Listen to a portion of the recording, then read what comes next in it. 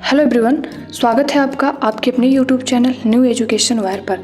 आज की क्लास में हम लोग टॉपिक कंप्लीट करेंगे धार्मिक आंदोलन, जिसके अंतर्गत जैन धर्म, बौद्ध धर्म, भगवत संप्रदाय, ब्राह्मण धर्म के क्वेश्चन को हम लोग सॉल्व करेंगे। और ये अपना प्रैक्टिस सेट नंबर 7 है। इसके पहले हम लोगों ने प्रैक्टिस 1, 2, 3, 4, 5, 6 को कंप्लीट किया, साथ ही कई टॉपिक भी कंप्लीट कर लिए हैं।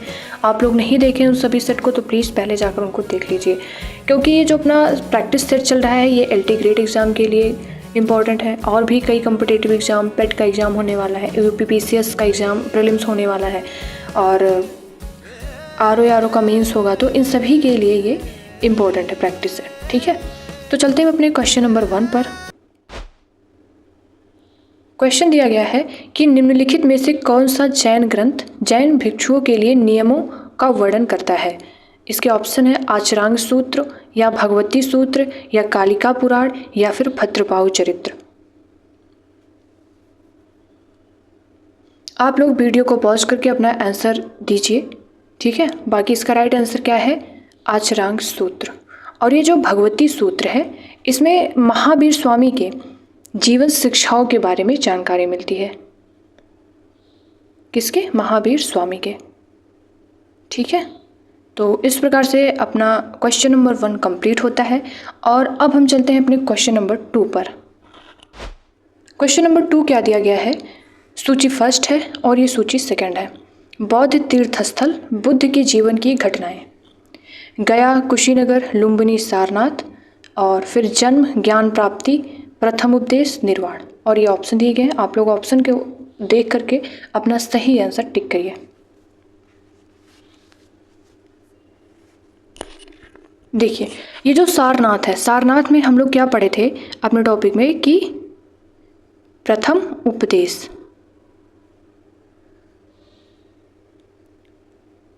अब हम अपना ऑप्शन देखते हैं। इसमें देखिए, ए ऑप्शन, इसमें डी का तीसरा नहीं है, केवल 2 में दिखाई दे रहा है। तो इस प्रकार से भी हम अपने क्वेश्चन को सॉल्व कर सकते हैं।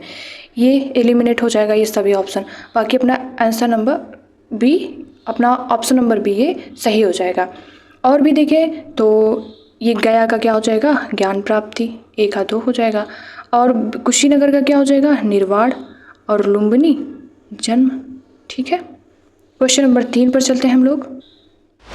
सत्य के अनेकांत का सिद्धांत किसका विशिष्ट लक्षण है। तो इसका राइट आंसर क्या हो जाएगा, जैन धर्म। ये हम लोग प्रैक्टिस सेट नंबर 6 में भी किए थे। यदि आप लोग देखे होंगे तो फिर चीज़ें आपको पता होंगी।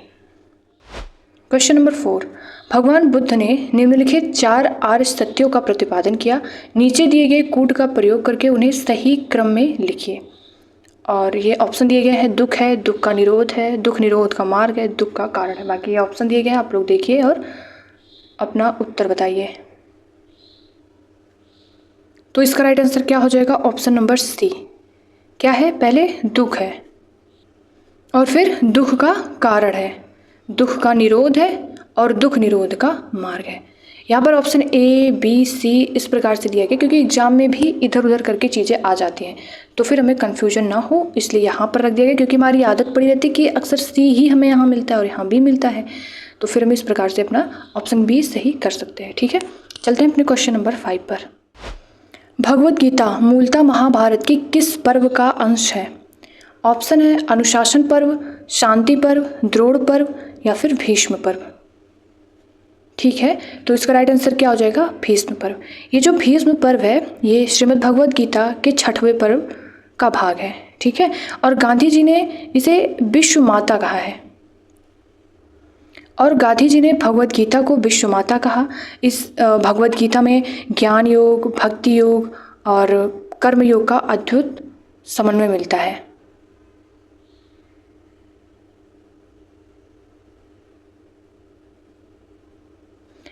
भगवद गीता में कितने भाग अध्याय हैं, 18 अध्याय हैं।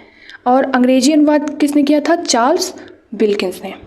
चार्ल्स विल्किंस ने कब, 1785 में। ठीक है, चलते हैं अपने क्वेश्चन नंबर 6 पर।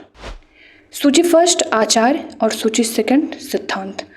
क्या क्या दिया गया है? लकुलीस, नागार्जुन, भद्रबाहु, गोसाल। और फिर ये फर्स्ट आजीवक, शून्यवाद, पाशुपत, जैन। फिर आपको मिलान करना कौन सा ऑप्शन इसमें सही है। आप लोग क्वेश्चन को अच्छे से पढ़िए और फिर अपना सही उत्तर बताइए। अपने OMR शीट में गोले को भरिए। नागार्जुन, नागार्जुन का सिद्धांत शून्यवाद। बी का 2 पर जाएगा। तो देखिए ये वाला ऑप्शन कट गया और ये वाला ऑप्शन कट गया। बी और सी अभी हमारे पास बचे हैं। भद्रबाहु को हम लोग जानते हैं कि ये जैन धर्म से संबंधित है। तो फिर क्या हो जाएगा? बी का 4, सी का 4। सी का 4 किस में है? सी में नहीं है, तो ये कट जाएगा। ऑप्शन नंबर बी अपना सही है। और फिर इसको भी मिला लेते हैं। फिर लकुलीस का क्या हो जाएगा? पाशुपत, और गोसाल का आजीवक। ठीक है। आगे दिया गया है कि नयनार कौन थे। ऑप्शन है वैष्णव धर्मानुयायी, शैव धर्मानुयायी, शाक्त, सूर्योपासक। तो ये सही है, शैव धर्मानुयायी। कैसे? हम देखिए अलवार और नयनार में हमें कन्फ्यूजन हो जाता है। तो नयनार को हम कैसे याद रखेंगे? देखिए भगवान शंकर है ना, तो उनके 3 नेत्र है। तो नयन को नेत्र से रिलेट करके हम इसको याद रखेंगे, शैव धर्मानुयायी। ठीक है। क्वेश्चन नंबर 8 है, कथन ये दिया गया है कि कुशीनगर मल्ल गणराज्य की राजधानी थी और कारण है महात्मा बुद्ध का परिनिर्वाण कुशीनगर में हुआ था। फिर ये ऑप्शन आपके दिए गए हैं, इसको पढ़िए और फिर अपना उत्तर बताइए। ये UPPCS 2009 और 2003 में ये क्वेश्चन आया था। यहाँ पर कथन ए क्या दिया गया है कि कुशीनगर मल्ल गणराज्य की राजधानी थी, जो कि एकदम सही है। फिर क्या है? महात्मा बुद्ध का महापरिनिर्वाण कुशीनगर में हुआ, ये भी सही है। लेकिन यहाँ पर ध्यान दीजिए, मैं इसके पहले भी आपको समझाई थी कि आप एक बार इन दोनों को देखिए, क्या ये आपस में रिलेट कर रहे हैं। इसका ये कारण तो नहीं हो सकता कि कुशीनगर मल्ल गणराज्य की राजधानी थी। क्यों? क्योंकि महात्मा बुद्ध का महापरिनिर्वाण कुशीनगर में हुआ, इसीलिए क्या ये कुशीनगर मल्ल गणराज्य की राजधानी थी? तो नहीं, यहाँ पर अपना दोनों ऑप्शन सही है, इसीलिए ऑप्शन बी सही हो जाएगा। ए और आर दोनों सही है, परंतु आर ए की सही व्याख्या नहीं है।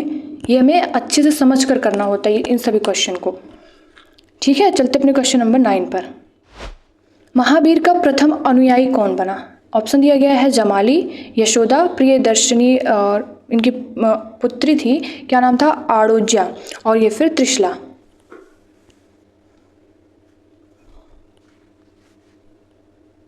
तो ये इजी क्वेश्चन है, तो इसका राइट आंसर क्या हो जाएगा? जामाली। जामाली कौन था? महावीर स्वामी का दामाद। यशोदा पत्नी, और ये प्रियदर्शिनी आड़ोज्या कौन थी? पुत्री थी, और त्रिशला माता जी। ठीक है। क्वेश्चन नंबर 10 पर चलते हैं हम लोग। क्वेश्चन दिया गया है कि वैशेषिक दर्शन, सांख्य दर्शन, योग दर्शन, न्याय दर्शन। फिर आपको मिलान करना कौन सा इसमें सही है। आप लोग अपना आंसर बताइए। ये हम लोगों ने जो अपनी शॉर्ट ट्रिक वाली वीडियो थी, मैंने उसमें भी आपको बताया था कि कैसे हम इसे याद रख सकते हैं। इसमें अगर हम देखें तो योग दर्शन पहले देखिए। योग दर्शन का क्या हो जाएगा? पतंजलि। सी का 2 पर जाएगा। अब ऑप्शन में देखिए, सी का 2 किस में है? बस ए वाले में है ही। ये वाला कैंसिल, ये भी कैंसिल और ये भी कैंसिल। अपना ऑप्शन नंबर ए आ जाएगा। और वैशेषिक का क्या है? वैशेषिक का कड़ाद, और सांख्य दर्शन कपिल मुनि, और न्याय दर्शन गौतम ऋषि। इसके लिए मैंने जो आपको ट्रिक बताया था कि हमें याद कैसे करना। जैसे आप वैशेषिक दर्शन को लीजिए, तो वैशेषिक दर्शन इसके लिए हम लोग देखे थे कि जैसे कड़ाद को हम लोग रिलेट करेंगे कड़ से, कि कड़ाद ने बताया कि सब कुछ किससे बना है? कड़ से, तो ये वैशेषिक पर चला जाएगा। और फिर इसके बाद सांख्य दर्शन के लिए हम लोगों ने कैसे याद किया था कि कपिल ने 2 चीज़ों की संख्या बताई। किसने? कपिल ने। कपिल से हो जाएगा। फिर सांख्य को हम संख्या से रिलेट करेंगे। और फिर इसके बाद पतंजलि, तो पतंजलि ने योग के 8 अंग दिए, ऐसे याद रखे थे हम लोग। और फिर न्याय दर्शन के लिए हम लोगों ने क्या देखा था कि गौतम ने न्याय किया। किसने? गौतम ने न्याय किया। बस ऐसे याद हो जाएगा हमें। चलते हैं अपने क्वेश्चन नंबर 11 पर। निम्नलिखित में से कौन एक स्त्री अलवार संत है? ऑप्शन दिए गए इसमें तिरुपान, पेरुमाल, मधुर कवि या फिर आंडाल। ठीक है, इसका राइट आंसर क्या हो जाएगा? आंडाल। और ये एकमात्र अलवार संत है जो कि महिला है। ठीक है, स्त्री। क्वेश्चन नंबर 12, निम्नलिखित में से किस या फिर कौन सा आरंभिक जैन साहित्य का भाग नहीं है? निम्नलिखित में से कौन सा आरंभिक जैन साहित्य का भाग नहीं है? थेरी गाथा, आचारांग सूत्र और फिर सूत्र कृतांग, बृहत कल्प सूत्र। तो इसका राइट आंसर क्या हो जाएगा? थेरी गाथा। ये बौद्ध साहित्य से संबंधित है। ठीक है। क्वेश्चन नंबर 13 क्या दिया गया है? निम्नलिखित युगों में से कौन सा एक भारतीय षड दर्शन का भाग नहीं है? मीमांसा और वेदांत, या फिर न्याय और वैशेषिक, या लोकायत और कापालिक, सांख्य और योग। ये भी हम लोग करके भी आ रहे हैं। तो इसका राइट आंसर क्या हो जाएगा? ऑप्शन नंबर सी, लोकायत और कापालिक। ठीक है। क्वेश्चन नंबर 14, स्यायवाद सिद्धांत है लोकायत धर्म का, या फिर शैव धर्म का, या जैन धर्म का, या वैष्णव धर्म का? तो इसका राइट आंसर क्या हो जाएगा? जैन धर्म। स्यायवाद सिद्धांत मतलब सापेक्षता का सिद्धांत, जैन धर्म। क्वेश्चन नंबर 15 क्या दिया गया है? निम्नलिखित में से कौन सा एक सही कालानुक्रम है? शंकराचार्य, रामानुजाचार्य, चैतन्य महाप्रभु, या फिर रामानुजाचार्य, शंकराचार्य, चैतन्य महाप्रभु, रामानुजाचार्य, चैतन्य महाप्रभु, शंकराचार्य, या फिर शंकराचार्य, चैतन्य महाप्रभु, रामानुजाचार्य? तो इसका right answer option number A, Shankaracharya 8वीं सदी, रामानुजाचार्य 11 या फिर 12वीं सदी, और चैतन्य महाप्रभु 15वीं सदी। तो इस प्रकार से अपना ऑप्शन नंबर ए सही है।